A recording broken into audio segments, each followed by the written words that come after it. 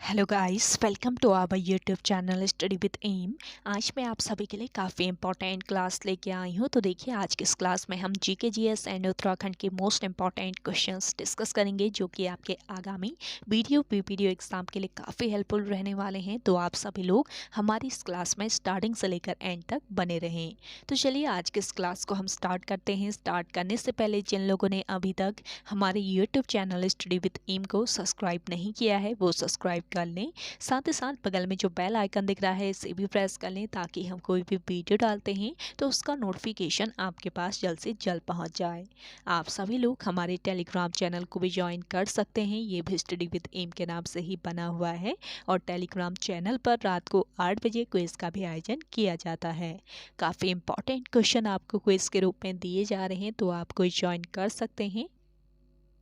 तो चलिए, आज के सेशन को हम स्टार्ट करते हैं और इस सेशन का पहला क्वेश्चन है, निम्नलिखित में से किस आयोग की सिफारिशों के आधार पर सरकार ने भविष्य की अकाल सहायता नीति निर्धारित की थी। मोस्ट इम्पॉर्टेंट क्वेश्चन है। तो देखिए, इनमें से मैकडोनल्ड आयोग की सिफारिशों के आधार पर सरकार ने भविष्य की अकाल सहायता नीति निर्धारित की थी। ऑप्शन फर्स्ट इस क्वेश्चन का करेक्ट आंसर है। मैकडोनल्ड कमीशन कब अपॉइंट किया गया था, पूछा जा सकता है। देखिए, मैकडोनल्ड कमीशन अपॉइंट किया गया था वर्ष 1900 ईस्वी में। और क्यों किया गया था इसको अपॉइंट?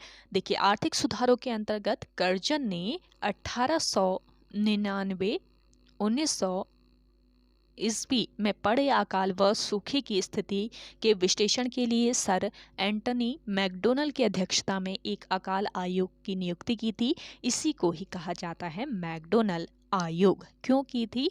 सूखे और अकाल की स्थिति के विश्लेषण के लिए इस आयोग की स्थापना की गई थी। अगला क्वेश्चन देखेंगे, भूमध्य रेखा निम्नलिखित में से किस दक्षिण अमेरिकी देश से होकर नहीं गुजरती है? देखिए, भूमध्य रेखा जो है ये इक्वाडोर, कोलंबिया और ब्राजील से होकर गुजरती है, लेकिन पेरू से होकर नहीं गुजरती है। तो ऑप्शन फर्स्ट यहाँ पे आपका करेक्ट आंसर है।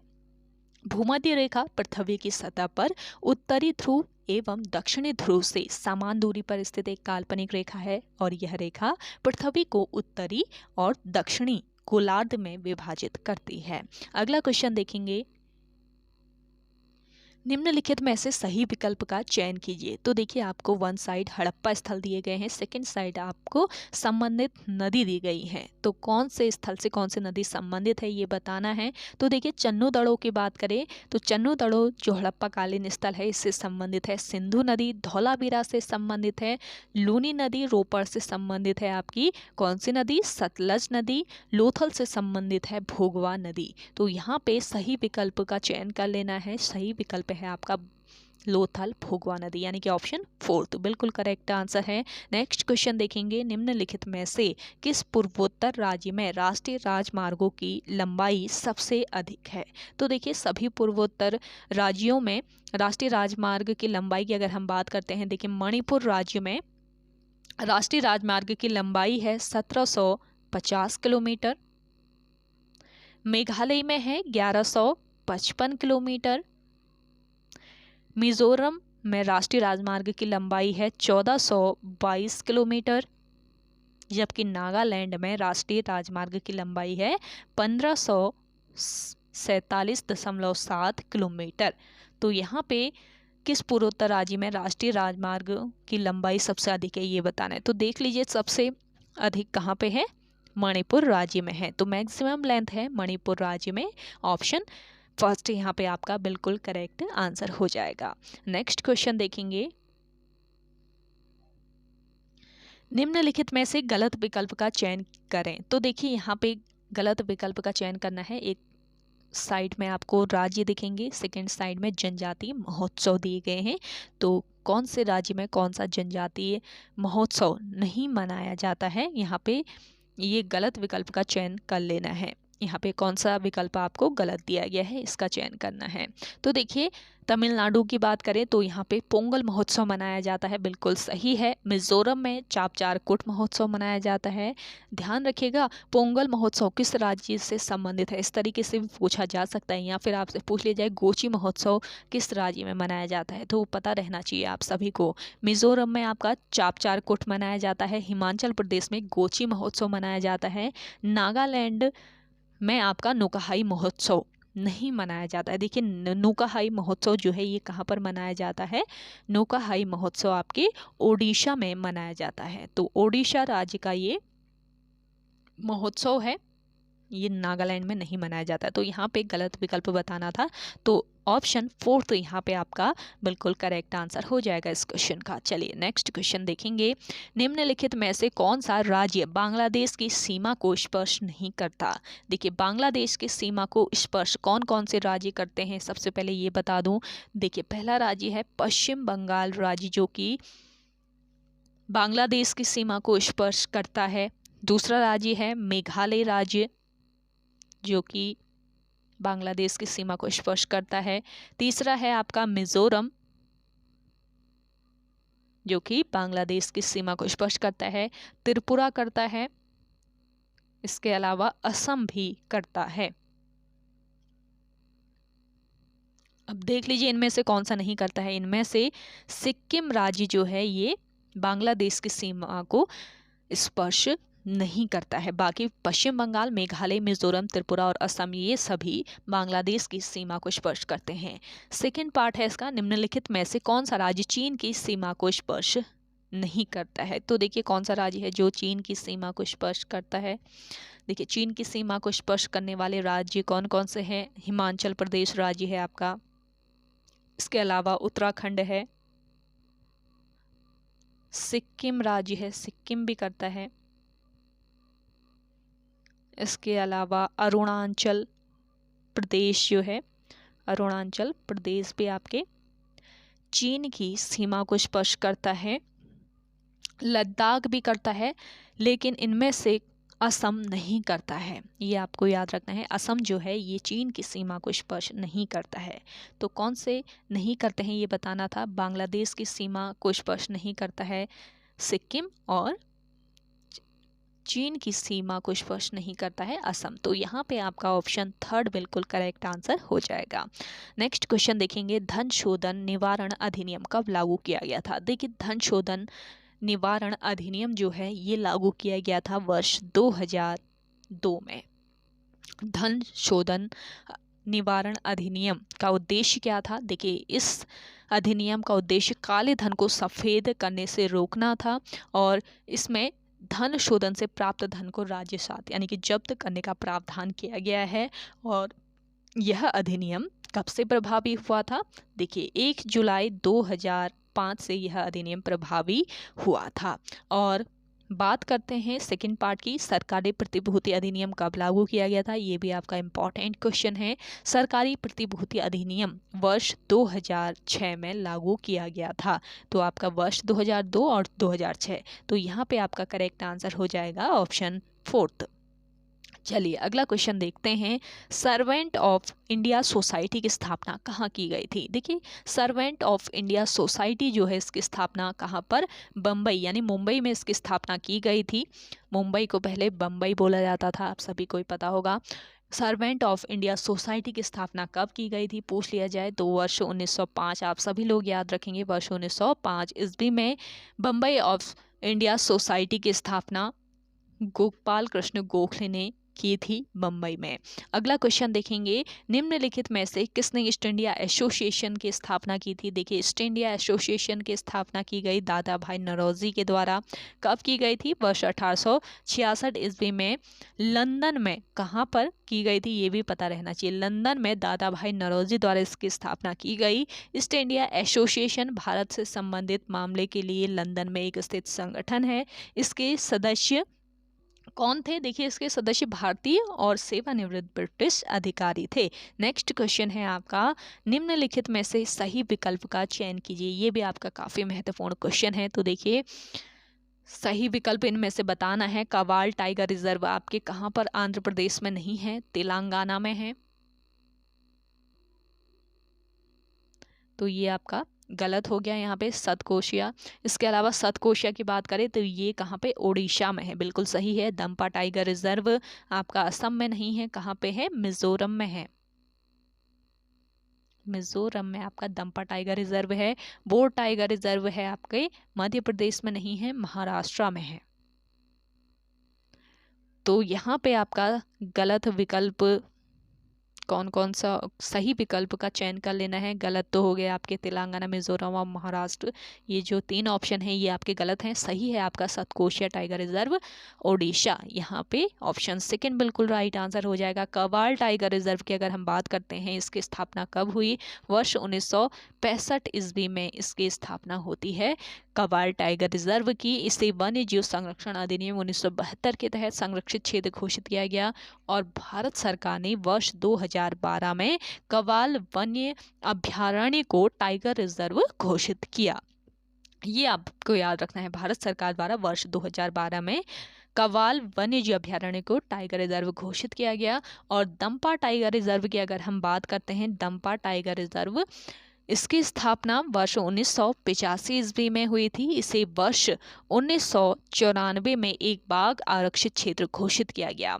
और देखिए, केंद्रीय पर्यावरण वन मंत्रालय ने 1 जुलाई 2014 को टाइगर रिजर्व के रूप में, जो केंद्रीय पर्यावरण और वन मंत्रालय है, इसने 1 जुलाई 2014 को टाइगर रिजर्व के रूप में बोर वन्यजीव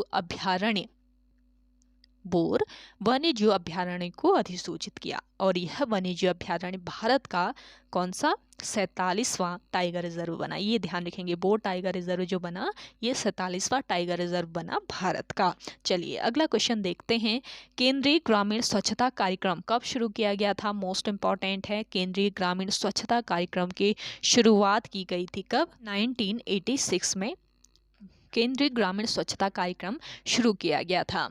और सेकेंड पार्ट है, निम्नलिखित में से किस पंचवर्षीय योजना के दौरान केंद्रीय ग्रामीण स्वच्छता कार्यक्रम शुरू किया गया था। तो करेक्ट आंसर हो जाएगा कौन सी ये पंचवर्षीय योजना थी, ये थी आपकी 7वीं पंचवर्षीय योजना। तो यहाँ पे ऑप्शन सेकेंड बिल्कुल राइट आंसर आपका हो जाएगा। ग्रामीण स्वच्छता कार्यक्रम भारत में स्वच्छता की पहली प्रमुख संचारित पहल थी और यह राजीव गांधी के नेतृत्व में कांग्रेस सरकार द्वारा शुरू किया गया था। अगला क्वेश्चन देखेंगे, लाल पांडा परियोजना कब शुरू की गई। लाल पांडा परियोजना को शुरू किया गया था 1996 में, यानी कि ऑप्शन सेकंड बिल्कुल राइट आंसर हो जाएगा। देखिए, वर्ष 1996 ईस्वी में विश्व वन्य जीव कोष यानी कि WWF के सहयोग से पद्मजा नायडू हिमालयन जंतु पार्क के द्वारा लाल पांडा परियोजना की शुरुआत की गई थी। और लाल पांडा भारत के पूर्वी हिमालय क्षेत्र में 1500 से लेकर 4000 मीटर की ऊंचाई पर सिक्किम, अरुणाचल प्रदेश तथा दार्जिलिंग के जंगलों में पाया जाता है। और ये भालू के परिवार का सदस्य माना जाता है, इसे भालू के परिवार का सदस्य माना जाता है लाल पांडा को। अगला क्वेश्चन है, थामिन मृग परियोजना किस वर्ष शुरू की गई थी। थामिन मृग परियोजना की शुरुआत की गई थी 1977 में, यानी कि ऑप्शन 4 तो बिल्कुल राइट आंसर है। मणिपुर राज्य के लोकटक झील के दक्षिण पूर्वी भाग में पाए जाने वाले विश्व के इस दुर्लभ स्तनधारी के संरक्षण हेतु वर्ष 1977 में इस परियोजना की शुरुआत की गई थी। कहाँ पर पाया जाता है, मणिपुर राज्य के लोकटक झील के दक्षिण पूर्वी भाग में थामिन मृग पाया जाता है और इसके संरक्षण के लिए वर्ष 1977 में थामिन मृग परियोजना की शुरुआत की गई। अगला क्वेश्चन देखेंगे, निम्नलिखित में से किन अनुच्छेद के अंतर्गत सिक्किम राज्य से संबंधित के संबंध में सिक्किम राज्य के संबंध में विशेष प्रावधान दिए गए हैं। तो देखिए, ये अनुच्छेद है आपका अनुच्छेद 371F, जिसमें सिक्किम राज्य के संबंध में विशेष प्रावधान दिए गए हैं। तो ऑप्शन सेकंड बिल्कुल राइट आंसर है आपका यहाँ पे। अगला देखेंगे, निम्नलिखित में से किस अंतर्राष्ट्रीय संगठन का मुख्यालय जिनेवा, स्विट्जरलैंड में स्थित नहीं है। तो करेक्ट आंसर हो जाएगा आपका यहाँ पे संयुक्त राष्ट्र सुरक्षा परिषद। इसका मुख्यालय कहाँ पर जिनेवा स्विट्जरलैंड में नहीं है, इसका मुख्यालय न्यूयॉर्क में है, याद रखेंगे। न्यूयॉर्क संयुक्त राज्य अमेरिका में इसका हेडक्वार्टर है। इसकी स्थापना होती है 1945 में, 1945 में संयुक्त राष्ट्र सुरक्षा परिषद की स्थापना हुई थी। सेशन आप सभी को पसंद आ रहा है तो लाइक कर लें। जिन लोगों ने अभी भी हमारे YouTube channel study with M को सब्सक्राइब नहीं किया है वो सब्सक्राइब कर लीजिए। सेशन आप सभी लोग ज़्यादा से ज़्यादा शेयर कीजिएगा अपने दोस्तों के साथ, अपने व्हाट्सएप ग्रुप्स में, क्योंकि बिल्कुल फ्री ऑफ कॉस्ट आप सभी को ये सेशन प्रोवाइड किया जा रहा है। इंपॉर्टेंट और यूनिक क्वेश्चन से ये भरपूर है, साथ ही साथ आप सभी को यहाँ पे इंपॉर्टेंट फैक्ट भी दिए जा रहे हैं। चलिए अगला देखेंगे, निम्नलिखित में से किस यूनेस्को सांस्कृतिक विश्व धरोहर स्थल को सबसे पहले अधिसूचित किया गया। तो देखिए सबसे पहले किस यूनेस्को सांस्कृतिक विश्व धरोहर स्थल को अधिसूचित किया गया है ये बताना है। अहमदाबाद का ऐतिहासिक नगर, इसे यूनेस्को सांस्कृतिक विश्व धरोहर स्थल के रूप में अधिसूचित किया गया था वर्ष 2017 में। धौलावीरा को कब किया गया? 2021 में किया गया। इसके अलावा काकतीय रुद्रेश्वर मंदिर को किया गया था 2021 में, और जयपुर शहर को यूनेस्को सांस्कृतिक विश्व धरोहर स्थल के रूप में अधिसूचित किया गया 2020 में। तो सबसे पहले किया गया था किसको? अहमदाबाद के ऐतिहासिक शहर को किया गया इनमें से। तो ऑप्शन फर्स्ट यहाँ पे आपका राइट आंसर हो जाएगा। चलिए नेक्स्ट क्वेश्चन है आपका, मानव धर्म सभा की स्थापना कहाँ की गई थी? मानव धर्म सभा की स्थापना की गई थी कहाँ पर? सूरत में इसकी स्थापना की गई। निम्नलिखित में से किसने मानव धर्म सभा की स्थापना की?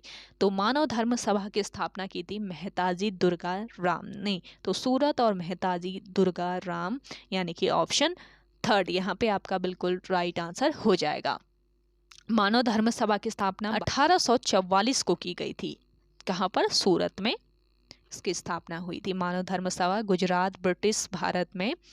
गुजरात और ब्रिटिश भारत में सबसे पहले सामाजिक धार्मिक सुधार संगठन में से एक थी। इस पॉइंट को याद रखेंगे। अगला क्वेश्चन है आपका, निम्नलिखित में से कौन सा सागर प्रशांत महासागर में स्थित नहीं है? तो इनमें से आपका प्रशांत महासागर में स्थित नहीं है। कौन सा सागर? ये है आपका मैक्सिको की खाड़ी। ऑप्शन फर्स्ट बिल्कुल राइट आंसर है। मैक्सिको की खाड़ी जो है ये आपके कहाँ पर स्थित है? अटलांटिक महासागर में। अटलांटिक महासागर में ये स्थित है मैक्सिको की खाड़ी। चलिए अगला देखेंगे,